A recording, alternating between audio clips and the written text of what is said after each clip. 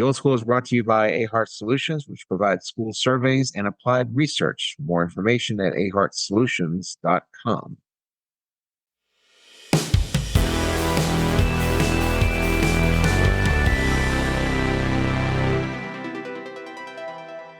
And good morning. Welcome to the Old School Podcast, a podcast about the American education system, its quirks, its qualities, its traits, its problems, solutions, insofar as we know the solutions.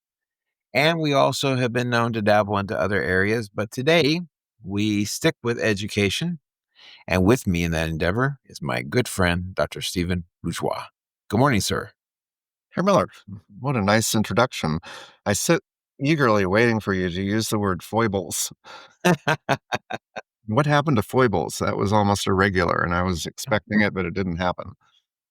Well, I mean, you got to mix it up, keep the kids riveted, That's what I say. Okay, so you just drop a foible on somebody when they least expect it. I think no one expects a foible. It's like the Spanish Inquisition. No one expects it. It just happens. I don't even know if it's a word. Half the stuff you say, I have to look up, and usually it's it says slang or it says some other language or questionable. Usually questionable is what I get. Well, my students have been known to take note of the fact that I have a rather Algonquinian vocabulary. Try not to use it. I try not to use it too much. No one wants to be accused of being Algonquinian, so you're just cracking yourself up now. Well, it's like I tell the kids, the jokes are for me. Whether you laugh or not really doesn't matter. It's more about me. That's the essence of it, and it's actually the essence of teaching.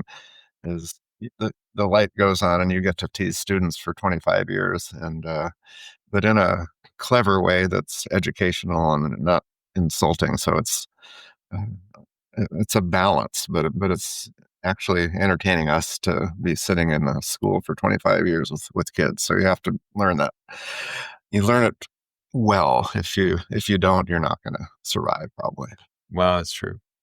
You gotta have. There's no reason why this can't be fun. That's right, and that's why we do education comedy. I think we've created a niche for ourselves, and we need more educational comedians. Okay. Well, there you go. Let me write that down, and I'll send it to somebody. You're not writing; you're just sitting there.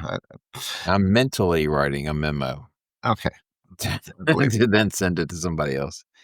No, but so we're going to talk about education, and it's a kind of a big topic that we're going to discuss today. But before we get started, I've been taking in a lot of sports podcasts of late. I listened to a podcast about soccer/football, and I have a couple of podcasts about baseball, as it should be a surprise to no one. But it got me thinking, if you had to come up with a top 3 list of sports figures that you would like to talk to at length, who would that be? So you just want the list and then we're done talking? Well, I mean, you can elaborate to whatever point you want to, but then after we're done with this topic, we're going to then move into the main topic. But okay. Well, I'll be brief then, since it's an introduction. I could opine, as you know. I thought about this up until about 2 minutes ago when we jumped online here, because it kept switching, and I realized that most of the people that I initially came up with were dead, honestly. So that was surprising, and we decided we wanted to stick with live people. We didn't want to get ridiculous and say, I want to talk to the first guy that ran a marathon in ancient Greece or something. Yeah, that's right. So then I was thinking about, somebody who played with Coach Vince Lombardi, and most of them are dead too. Very few. And a lot of those players who were great during the Great Packer dynasty were relatively old then. I mean, these were veteran players, not rookies. And so, again, most of them are dead. And so I didn't go that direction. I thought it would have been fun to have a secondhand account of what it was like to be coached by Vince Lombardi, but I would have had to do some research in the Did you so bring anyway, did you bring up Len Dickey? he didn't play for Vince Lombardi, Well, no, but and he had a tangential connection to Vince so Lombardi. does everybody, you know. No, I want them to be in the room. So that's ludicrous. But, so I went with live players who were or athletes who were great and very simple. Joe Montana. I wanted to know what was behind those eyes, what he was thinking as he looked down the field, and just how quickly he processed.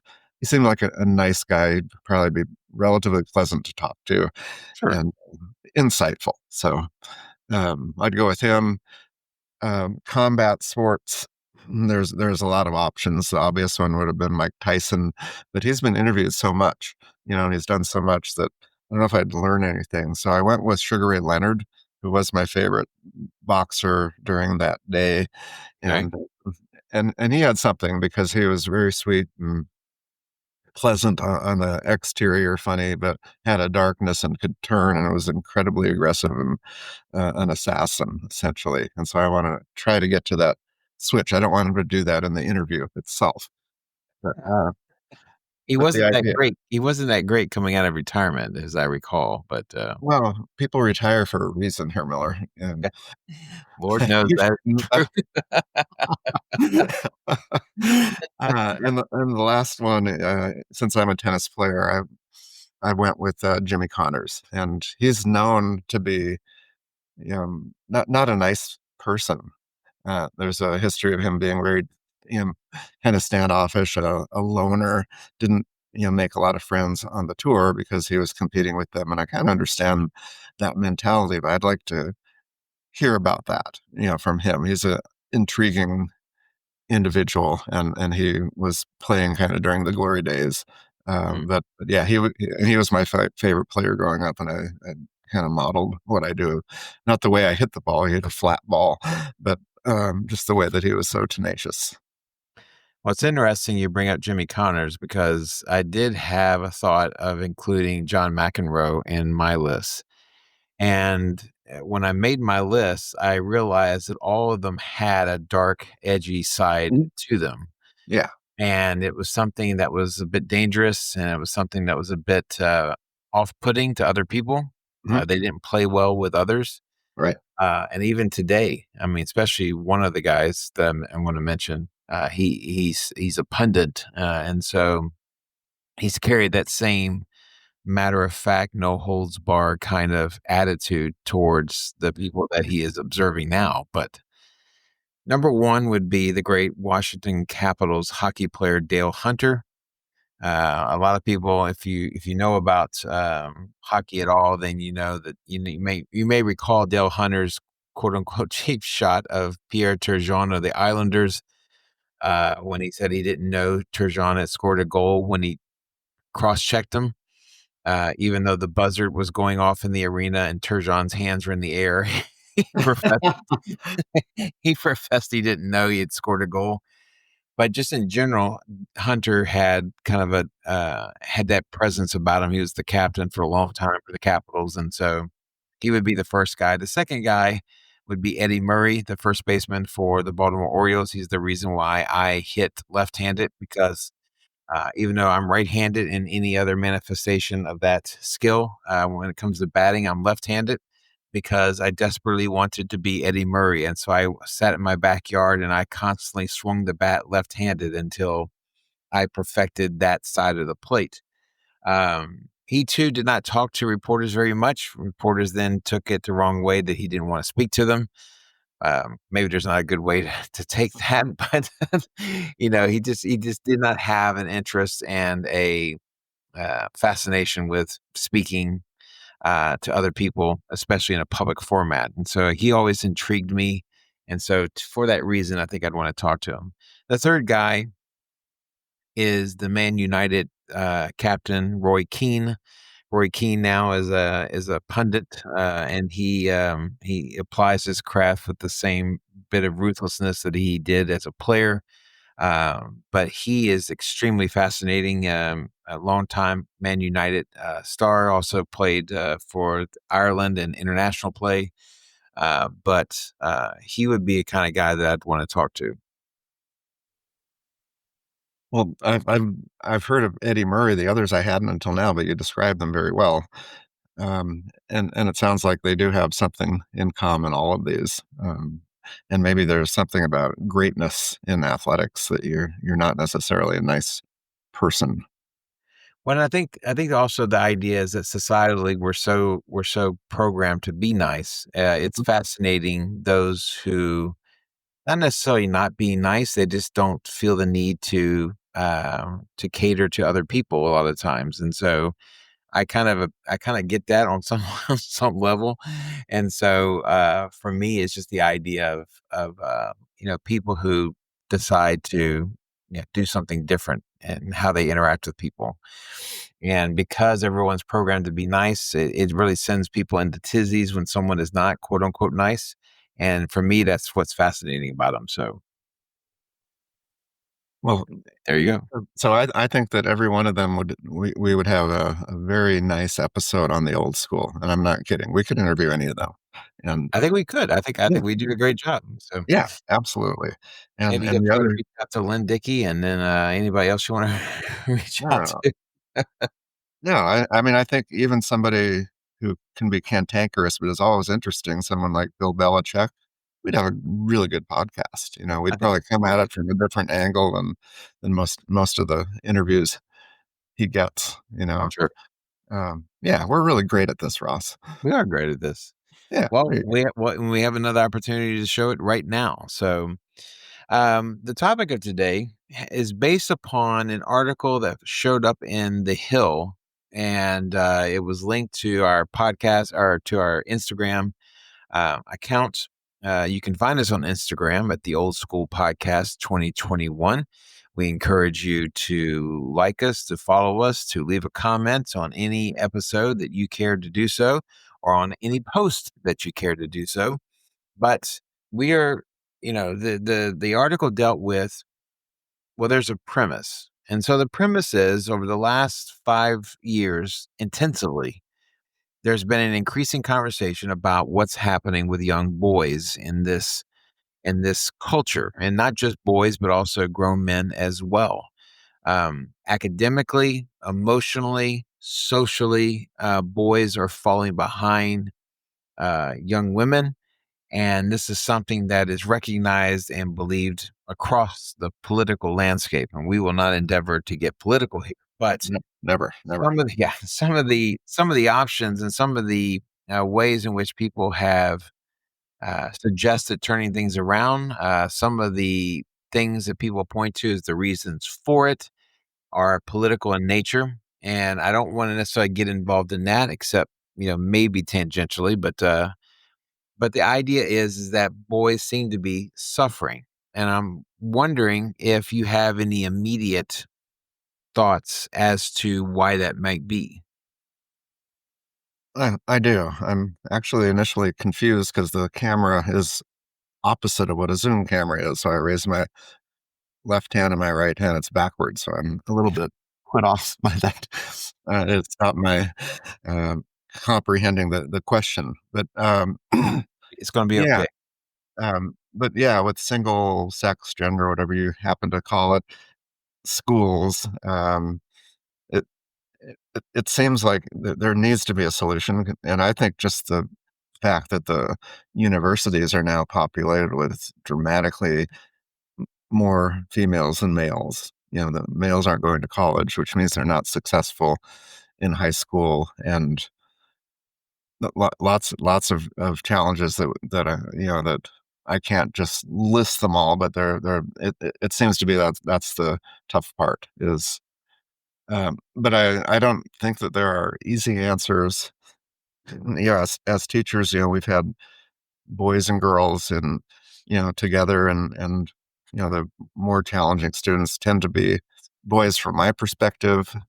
You may disagree, but the argument is that the school and the structure of uh, public education, all education, is to keep kids in their seat to manage them, and so it's not boy friendly, particularly developmentally, that they need to move around and things like that. But I don't know if that gets to the crux of it. Honestly, I think there's more to it, and so I'm interested to explore this and to see if there are benefits of having them just have an all boys school, for example, or not, because it could actually. I mean, I've looked at research on both sides, but the beneficiaries of single sex schools are females. They do better when they're not around the males. The males don't necessarily improve at all when they're not around the females. So it's a tough question, and I think there's something else at play, and maybe we can explore and come up with some ideas on what's really happening. Well, I think part of it has to do with societally at some point, we decided to recognize that young women were being underserved in schools, that young women were being given less attention and less consideration within the classroom by both male and female teachers. And so it seems like over the last 30 or so years, there's been this concerted effort to say, hey, listen, we had a bad perspective and approach previously. We need to do something different now. And and as a result, it seems like young women are thriving within the school atmosphere, not just in high school, but then also in college, and then going forth from there. So there's that element to it, and then perhaps in the attempt to correct what was wrong previous, maybe we've overcorrected with regards to how we treat boys. There has Some people have rightly focused specifically on the education environment and tried to simply correct the imbalance that existed between boys and girls and how they're dealt with and how they're treated in schools. But others have kind of, as it always happens, others have gone too far by in a kind of a zealous attempt to try to focus on girls. They have at the same time have kind of diminished boys. And the question is whether that has had an effect. And you brought up the idea of single sex schools. What the article in the Hill suggested that this might be something that could work, but it points out two things. One, there has to be plenty of male role models as a part of that. That's not to suggest that women don't have a place in a all boy school. And that two, the way that they teach young men has got to be different than what is being done in other public schools and mixed sex schools. So you were talking at the end about the male role models, and if you were to guess, and I don't want to put you on the spot, but what percentage of K through 12 teachers are female? If I had to guess, I would say at least over 50%. I would say it was at least a majority. I don't know to what extent it's a majority, Um, but if I were to guess, that's what I would say. okay, and the number is 80%, Okay. very high, and that's because about 90% of elementary teachers in those formative years are females. And then you get more of a balance, like you're saying, in the high school, which has been your experience. But It's that's a dramatic statistic, and I think that the male role models would need to come earlier. The problem has already shown itself before kids get in high school. You can't suddenly create a high school and now everything's going to be cured by putting the boys together with male teachers. That's called athletics, right? um, but but I think that the maybe the experiment would need to be at the younger grades, and there would need to be an effort to flip that for those schools, possibly. And it sounds a little sexist to do that, but it should be studied, because I think that dynamic is more important than the dynamic of the boys with each other, and even more than the method. Because coming up with a new teaching methodology that's boy friendly, I don't know what that actually looks like, except maybe shorter classes and more time to run around. Well, let's go ahead and deal with the elephant in the room first.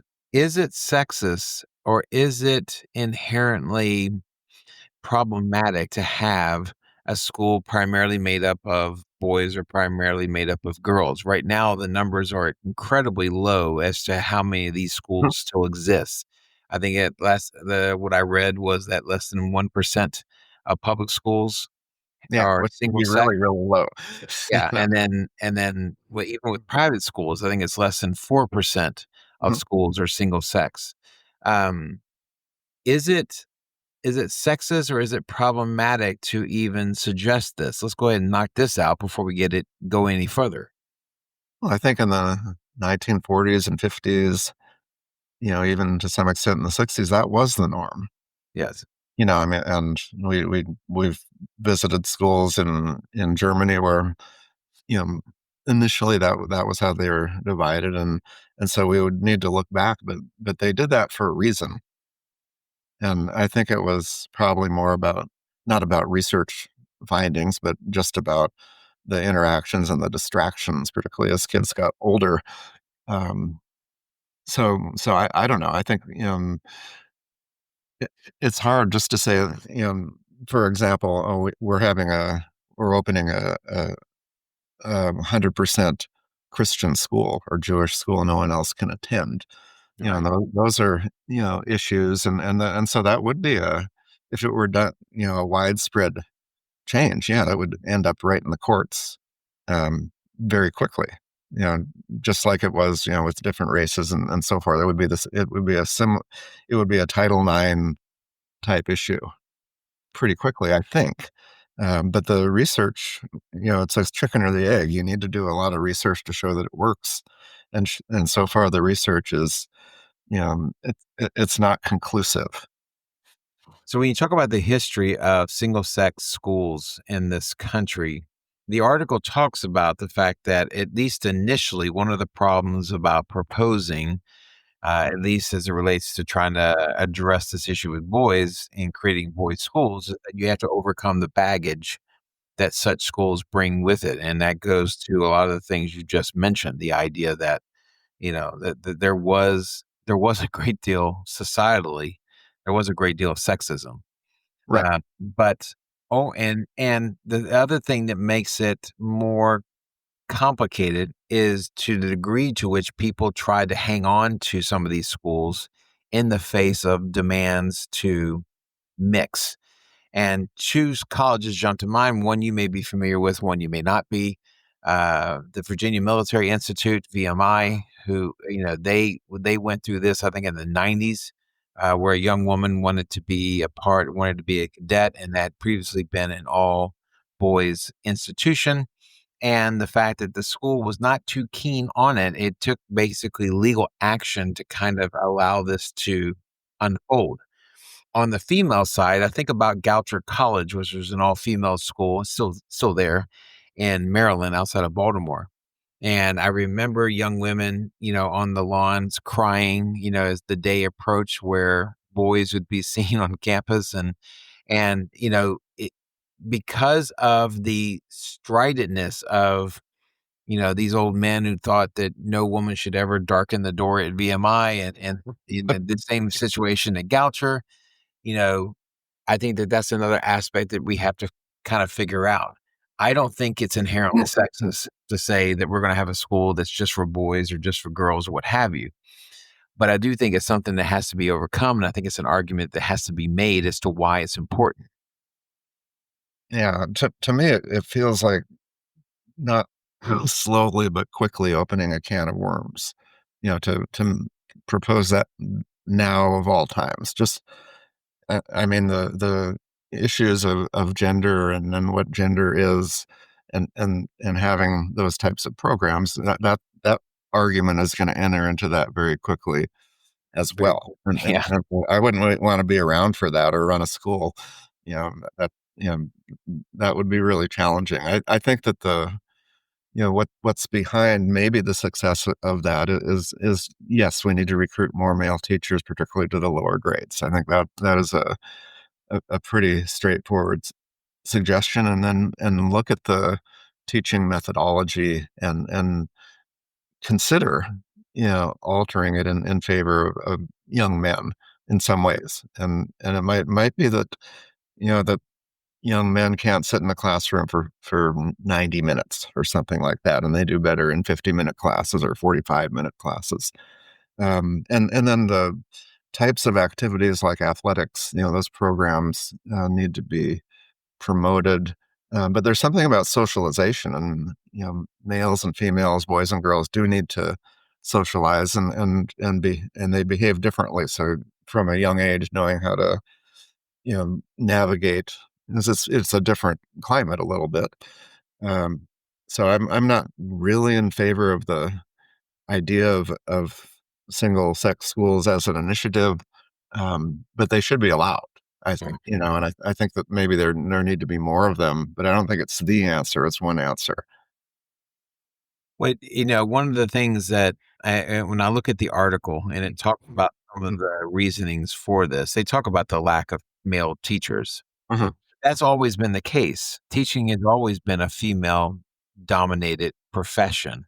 And so the fact that young men only in the last 10 to 20 years have kind of shown this huge drop off, it does not seem that an absence of male teachers is the problem. Because, why wasn't it a problem 50 years ago? Why wasn't it a problem 80 years ago? And so part of me, I'm open to the idea of having an all male school, and I'm open to the idea of having all female school. But it goes against a little bit about some other ideas that I have. And that is the notion that one, you don't have to be in group A to teach group A. That Right, somehow that just because you are not part of the predominant group that is in front of you doesn't mean that you can't connect with them. right. Both of us have connected with kiddos that span the various categorizations, however you wish to do it. And so I think the first issue I would have is the notion that somehow that women can't teach men, Oh, uh, no, and no, that only men can teach men. But it does have to be done perhaps differently. And this smacks into another issue I have, and that is the idea that, and we've talked about it before. We wrote about it in our very fine book, which you can find on Amazon.com. The Center Cannot Hold: A Critical Look at Contemporary American Education. it's a good one. Is a good one. It just rolls right off the tongue. Yeah, But one of the other things that we talked about is the notion that uh, there are no learning styles unless it's reinforced, and that all of us come out of the chute capable of learning across the board many different ways. I agree. Now, the difference here is like the ancillary stuff, the stuff on the peripheral, that what does that entail? And there certainly can be things that favor women, there's things that can favor boys. How you do it and how you set it up, that's where I become a little bit more interested. The thing about learning styles, I'm not sure I buy it, but it I is don't something either. that people talk about. Yeah, some people say it's been debunked, and it kind of is. I think that you need multiple approaches, but the students will adapt to what they're given, and they have a variety of teachers, who have different teaching approaches. So it's important to be exposed to different teachers and different approaches. But learning that, I think if you just try one way, and this is the style that of the day, I think that's why we don't like some of those things. Those I would call them faddish, but types of things that just circle around, like Mm, group learning or whatever that was called. Uh, there there are so many of those where it's like the methodology is going to solve the problem, mm, and it's not just that. Um, we're kind of grasping here, because the solution is has to be multifaceted, and it could be gender, sex, but it also could be intersectionality between race and gender, and because if your outcome is test scores, because that's what this argument's about, those students are doing poorly, maybe emotionally, but the big thing is they're getting into college or not, and their test scores are low or high.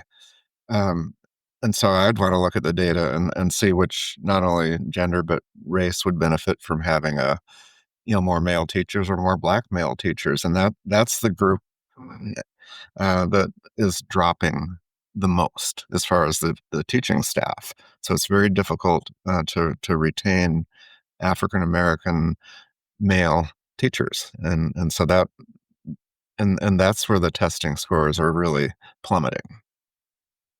It does bring up the question because I think, the article talks about, and there's plenty of other evidence out there that talks about that where young men fall behind Mhm. crosses a bunch of different categories. Right.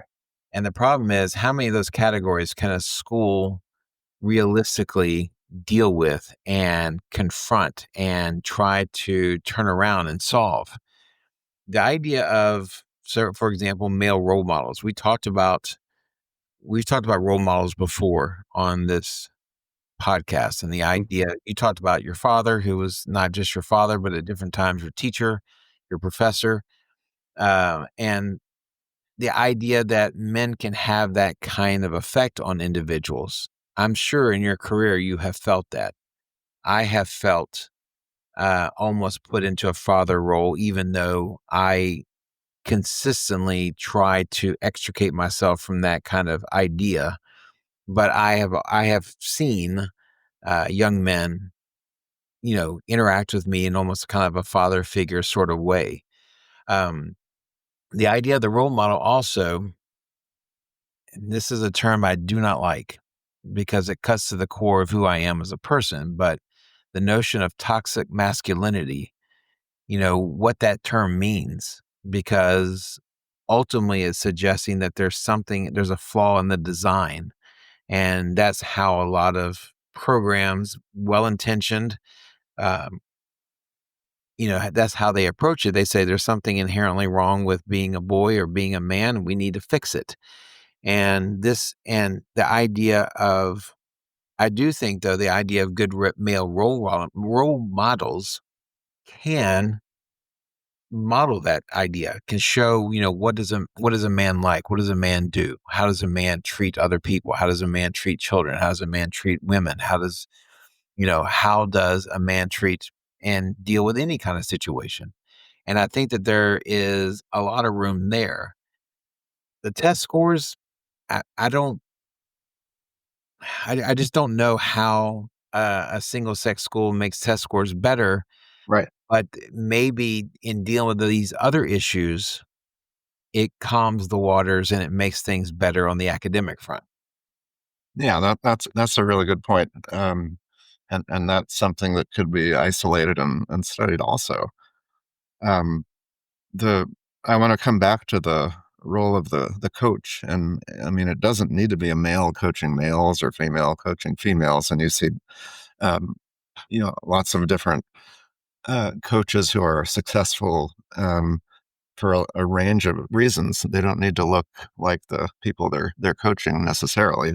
Right. Um, but that's a close relationship, and those tend to be the people that you remember as a kid because you have some shared goal and it's intense, and you're developing a lot of trust in action, and and so maybe those types of and that could be the model. There's something about the way a coach, and let's just talk about coaching boys, the way that they interact with them. It's a little bit different than that same teacher working with the boys in the classroom. Right. And I've done both, and I coached a lot of tennis and a lot of boys. I coached boys and girls, and for both of them, it's a very, I mean, it's completely um, different type of. I mean, the coaching and teaching are different. You tend to be very careful in the classroom, and whereas if you're correcting somebody, on the tennis court or on the football field, it's quick. You could yell at them, you could give them send them to do push-ups or run or something. You can, yell at the entire team, you motivate them, you send them out, and you increase their willingness to compete. All these things that you don't touch that type of a motivational or interaction in a classroom. I mean, far from it. Right. Well, one of the things that the article discussed was that it talked about studies that suggested that boys don't necessarily do better academically, Mhm. um, uh, compared to girls when in an all male environment. I sometimes I kind of question some of those studies. It depends upon how old the study is, so we just don't have enough. I'm willing to kind of say, let's give it a shot. I mean, why not? I mean, as long as there's no, as long as there's nothing, bad in the ointment, we can set out on this endeavor and try to figure out how to make this happen. What I fear though is that there's going to be this notion of what's the notion that everyone tackles education issues with the idea that we're going to take very complicated problems and we're going to create a simple solution and then everything's going to be great. Right. And, and as they say in Texas, that dog don't hunt. You can't sit there and take complicated, multifaceted, as you mentioned earlier, problems, come up with some sort of canned, across the board application of a solution and expect it to work. Yeah, that's for sure. Um, and the I guess the other side is that, you know, going back to research and, it's difficult to study something because there haven't been, that many of them recently. Right. That's not a trend. So you don't you can't you have trouble generalizing findings, when you just have a few studies. Um, but the other side of that is that, the studies that we do have do show that girls do benefit academically from being taken away from the boys. So what's the Yeah. difference there? I mean, why is it that girls benefit in these studies and boys don't? Um, well, um, Well, I mean, the boys are distracting, not in a good way or a weird way, but in a they're just the boy way. they can't stay in their seat, and that's that's the biggest difference. How long can you stay in your seat without getting jumpy? And so the class gets distracted that way. I mean, I'm not saying that girls don't distract each other, Well, uh, yeah. but but I think that the dynamic in the room from a young age and developmentally, girls tend to develop quicker in certain ways intellectually and socially. And so I think it's those differences. So you take the more immature boys out of that equation, and they learn more. So that I think that's an easy one. Hmm. Um, but on the male side, it, there would need to be a program really well designed, to show that, and then assessing it is difficult, because you would need to study it on the pre-test, post-test, and not just look at test scores. I think we alluded to that. There's all kinds of variables. And then you'd have to look at it longitudinally. Do these students who say went to a male, all male school in elementary school, do they do better in college? And so these are all recommendations for research. Um, but reading it right now, it they did. I mean, the thing that I gain most is to remind me of the problem. That's it is a real problem, and you see it in the classroom, and you have.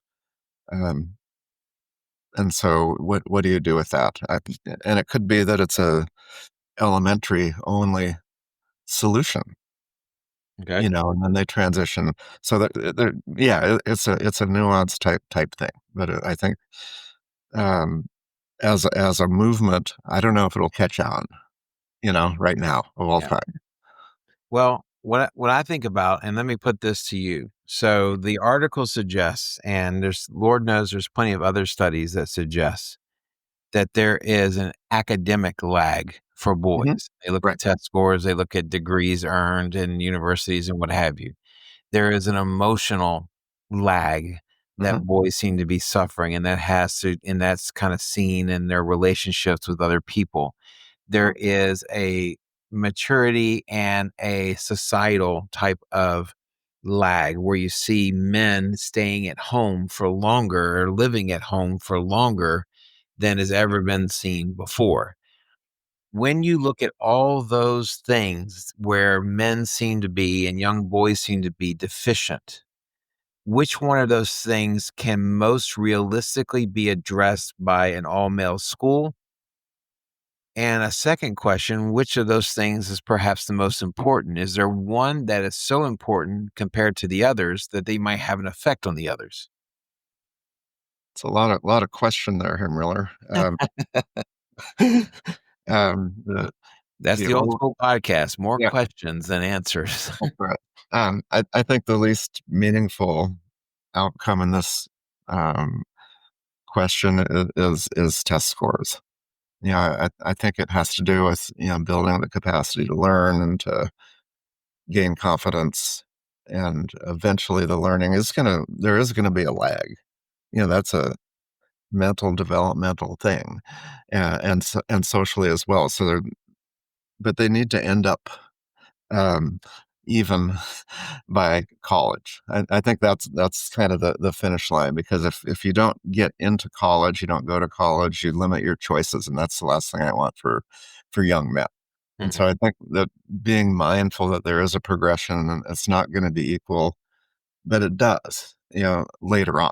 And so the testing, if you want to look at test scores, look at them later. But I think being prepared to go to college and emotionally not to, I mean, dropping out, that, we haven't really talked about dropping out of males, and I don't have those figures at but I'm sure it's dramatically higher as well. So we want to get them through college or through high school with the ability to go to college.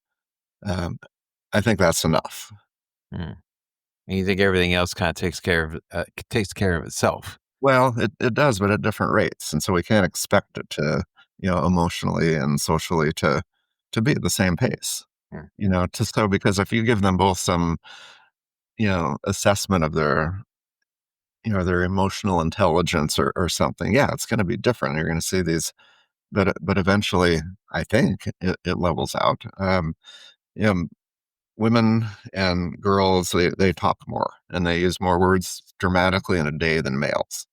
And so you would think that that would correlate with reading scores, and academics is basically a reading task. Even math is, and so they have some advantages. But eventually, if so, I think that we need to keep the boys to the point where they're on a level playing field, and I would like to see relatively more boys get into college and more importantly graduate, because the entrance into college is, those figures are, um, there's still a difference, but it's dramatic as far as who finishes the degree, and that's the, I guess, the big outcome. There is a huge chasm, Mhm, as it relates to young boys and universities. I don't find being in a university in and of itself that important. I would be more interested in seeing the interaction between young boys and male teachers. mhm, The idea, and listen, this is why I reject the notion of toxic masculinity. We're just talking about assholes. We're not talking about something that's systemically wrong with males, but rather, a young man who's taught right shows the right virtues of masculinity, and there are many things that you can kind of incorporate with that. So if you have good role models, if you have good, role models both at home and at school, but one does not have to be dependent on the other, I think that you're going to be fine in that regard. But the confidence that's gained in how you interact with people, the confidence that is gained in how you interact even with people of the opposite sex, I mean, all those can lead to a confidence that can spread to all the other areas. And so, someone who's comfortable within themselves, someone who is comfortable about what they're capable of, I think that has a greater reach into other regions. But, guys who are not going on their first date, until they're like in their mid 20s, and even then it's not something that's curated in a more classical sense. Guys that are staying at home longer because they don't want to face the turmoil of living by themselves, whatever they think that means. I think there's a lot of things that simply a more confident upbringing and modeling can do for a kid beyond test scores beyond, anything of an academic nature. So that's where I would like to see the focus on. Can that happen within a male only elementary and middle school? And then they get mixed in with girls what must be a shock to the system at high school, or or or what have you. I'm not sure which one of those is the best answer, but it's the confidence, it's the ability to interact that I find to be most essential. Well, they can have, like, little dances, with the female school comes in. I don't know. I don't wanna talk about Well, that gender. is 50s right there, I don't wanna talk about gender and anymore. Yeah. That's you're getting into other things and rather than test scores and, college entry Yeah, exam. and and that and that's the tough thing for schools, because I think increasingly people have demanded that schools go outside their lane. You're And right. there's only Absolutely. so much that a school can impact. There's only so much that a school can deal with. And so, to that end, um, uh, yeah, I think there's a danger in asking too much of a school, Yeah, stick to the reading and writing and and arithmetic, the and 3 with R's. and history. Is that they include that in the big 4? Yeah, well, let's go ahead and make it the big 4. Okay. We don't need to, maybe we Yeah. can just drop writing. No, we don't wanna do that. Let's drop. Nobody writes anymore, Ross, you know that. They just, use their chatbot. Yeah, it's on You can chat. train a chatbot to write at your own level. You give them a sample of how you write, maybe you're a bad writer. You say, "This is how I wanna write," and then you get the prompt. So, yeah. Uh, kids know all about that. So the R is pretty much gone. The arithmetic is gone too because they can get their answers in less than 2 seconds. Yeah, They can speak the question and get the answer. So schooling is blowing up before our very eyes here, Miller, indeed. and I don't know if we made progress or not, but I feel that it was a good topic, and the problem persists. So that part is real, and maybe something. Private schools potentially would be maybe in a better place to serve this than traditional public. That's my other foray into this. Well, it is certainly is an initial treatment. I'm sure it's not a conclusive treatment about single sex schools. But certainly we've made our first foray into it. In the description is a link to the article that I've been referencing, as well as links to some research that's being done with regards to young men in both the school and a societal aspect. You can kind of peruse that at your leisure. Remember to join us on Instagram at the Old School Podcast 2021. Make sure you like everything that we do because it's so darn likable. And make sure you leave a comment, follow, do whatever else you want to do on the internet. But make sure you stick around for us in our next episode. With that, we shall say adieu, Herr Dr. Bourgeois. Auf Wiedersehen, Herr Miller.